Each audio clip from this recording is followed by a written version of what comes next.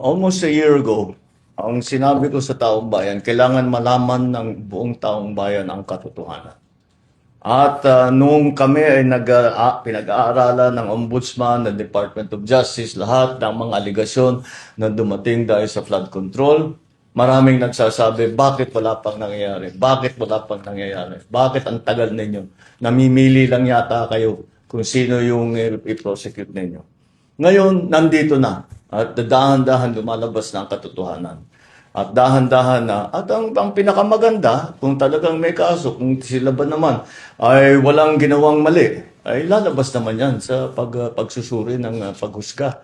At kaya naman, eto na. Eto na yung mga, ang hinihingi sa amin ng tao. Alamin nyo, ilabas ninyo lahat ng katotohanan. Ito ang aking ngayong ginagawa. Hindi pa tapos ito.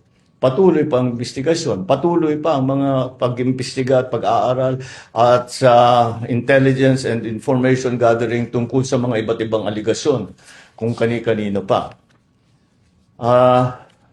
Hindi ko alam kung paano napunta na sinasabi na yung majority ngayon ang tinatarget.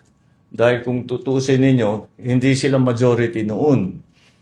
So, that does not apply. It was because of the allegations that were made and the investigations that were conducted upon learning of those allegations against kung sino man. And kung ano man ang naging alignment sa Senado, walang kinalaman yun. Ito pa rin ang mga tao na lumabas ang mga pangalan doon sa, kung titignan ninyo, ano ang kung saan pinagbabasihan lahat itong mga ito, ay doon sa testimonya sa Blue Ribbon Committee. Doon naman lumabas lahat ito. So, binigay ng Blue Ribbon Committee sa Ombudsman at sa DOJ ang mga findings nila. Ito ang naging resulta ngayon. So, it has nothing to do with the alignment. Kung magbago yan, the alignment is different again tomorrow. I'm not saying it will be, but if the alignments are different again in terms of the majority, paano mo sasabihin pag nagbago na naman yan? So walang kinalaman yung majority, minority sa Senado.